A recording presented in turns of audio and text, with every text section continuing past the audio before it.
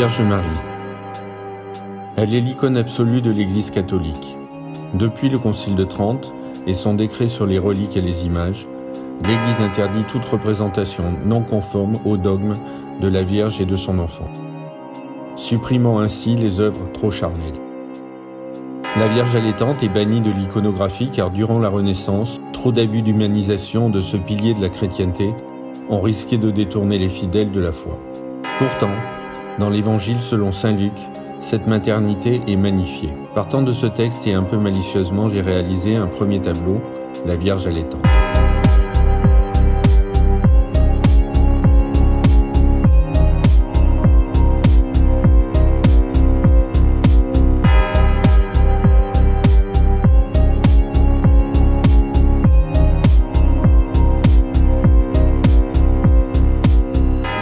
Athée, passant à mon atelier, m'annonce que de son côté, elle a aussi commencé à aborder le sujet de la Vierge. Nous convenons alors de nous lancer dans la réalisation d'une série de créations, chacun de notre côté, sur le thème de la Vierge Marie, sans nous les montrer. Nous avons œuvré dans nos ateliers respectifs. Nous ne nous présenterons notre travail qu'une fois finalisé pour ne pas s'influencer et garder notre créativité. Une toile en a appelé une autre. Au fur et à mesure que mes tableaux avançaient, mes recherches se sont étoffées. Un dépoussiérage de l'image séculaire s'est imposé petit à petit.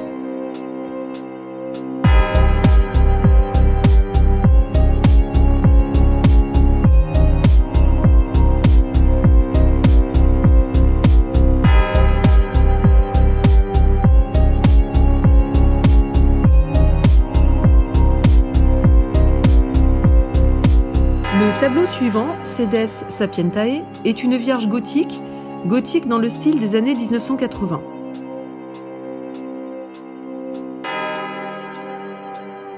C'est une vierge en majesté, comme les vierges noires que l'on trouve dans toute l'Auvergne. Cette appellation, Sedes Sapientiae, c'est-à-dire trône de la sagesse, nous montre l'importance que la femme avait dans les églises primitives. Il s'agit d'un hommage que j'ai voulu rendre à la Vierge Mater originelle.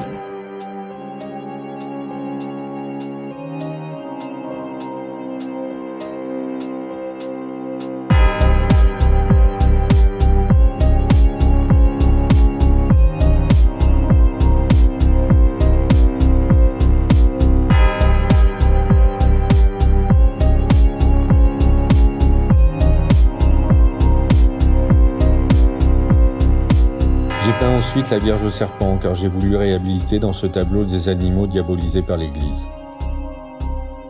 Le scarabée, le serpent, la chauve-souris, etc. Alors que ce sont comme nous des créatures de Dieu. Pourquoi ces animaux ont-ils été associés à Satan ? Le serpent, le scarabée par exemple, étaient dans l'Égypte antique des représentations de Dieu. Il fallait faire table rase des religions précédentes pour promouvoir la religion monothéiste.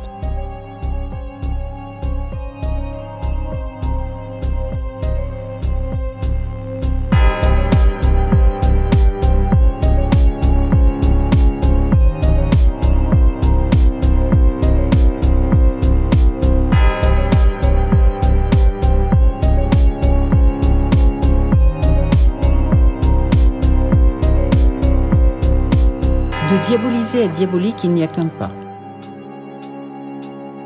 Je me suis appuyée sur le diptyque étonnamment moderne de Jean Fouquet, 1420-1481, présentant une vierge dévoilant un sein et entourée d'angelots rouges et bleus, pour poursuivre mon délire et peindre mon quatrième tableau, la Vierge diabolique.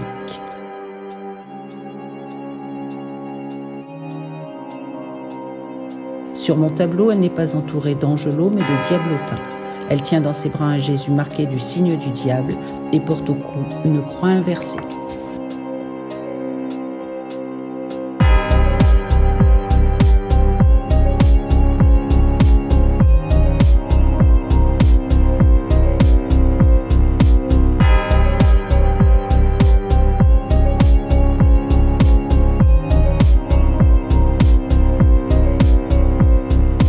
Les recherches s'étoffant petit à petit, une question s'est imposée. Pourquoi la religion catholique avait-elle besoin de la figure d'une mère pour son Dieu unique ? C'est parce qu'il y a un culte que l'Église ne pouvait éradiquer, venu du fond des temps, symbole des cycles de la vie, celui de la Vierge Mater du Néolithique. Une de ses descendantes est Isis en Égypte, représentée très souvent par une femme tenant Horus dans ses bras. Le catholicisme, pour faire disparaître ces cultes ancestraux, a utilisé cette figure féminine. Tout ce que tu ne peux détruire, absorbe-le. Précepte bien connu des jésuites a été appliqué à la lettre. Voilà pourquoi un tableau représentant la déesse égyptienne Isis a pris place dans cette série.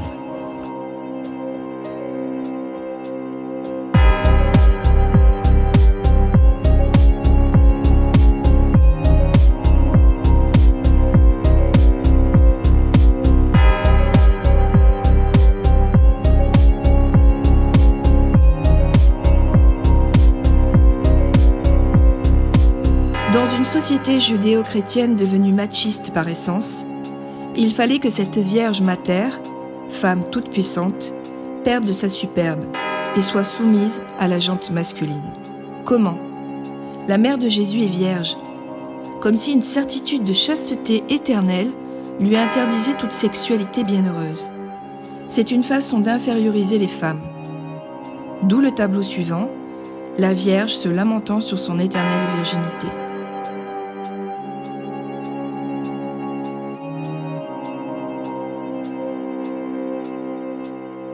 C'est volontairement que j'ai choisi cette image de Vierge à Mantilles, que l'on trouve dans le douloureux statuaire hispano-portugais.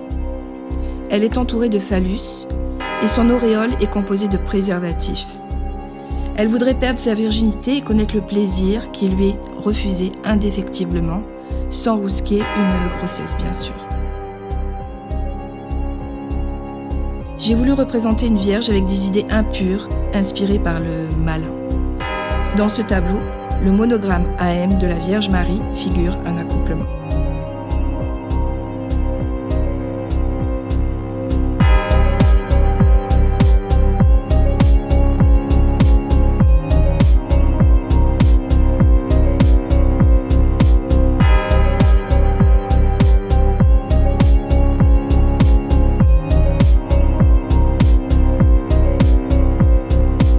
En poursuivant mon questionnement, une idée m'est venue. Si la Vierge Marie a existé, elle serait descendante de l'exode d'Égypte, n'est-ce pas ? Or, l'Égypte couvrait l'ensemble du Nil, du Soudan actuel jusqu'à son delta. Donc, la Vierge Marie avait autant de chances d'être noire que blonde aux yeux bleus, et peut-être même plus en fait. D'où ma Vierge noire.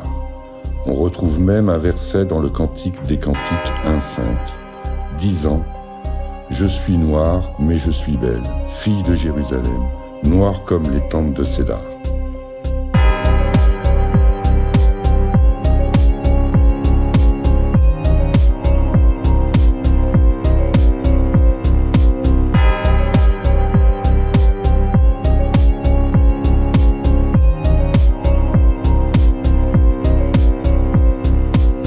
Il faut bien aussi que la femme porte la culpabilité du péché originel. Si la Vierge n'avait pas accouché de Jésus, il ne serait pas mort sur la croix, et c'est le sujet du 8e tableau, engendrer, c'est tuer. Donner la vie, c'est aussi donner la mort. Ce tableau se rapproche de l'imagerie mexicaine avec la représentation de la Vierge et de son fils sous forme de squelette.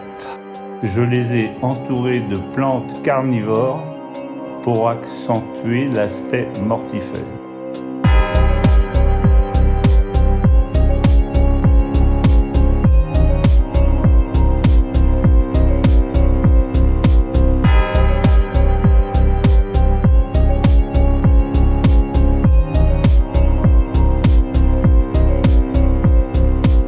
Enfin, nous arrivons à l'ultime tableau de mes élucubrations. Il est intitulé « Interdit de pénétrer ». Cette Vierge Marie, que l'on voit partout en robe blanche et bleue, n'est autre qu'une image du sexe féminin. Si l'on fait abstraction des couleurs, une représentation du sexe féminin apparaît de manière évidente.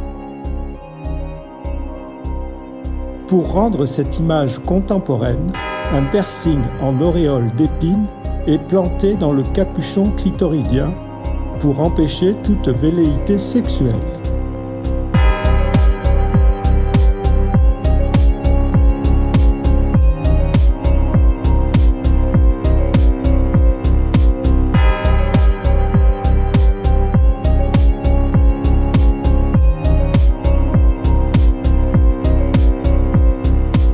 La boucle est bouclée, la Vierge Marie restera vierge, l'honneur est sauf.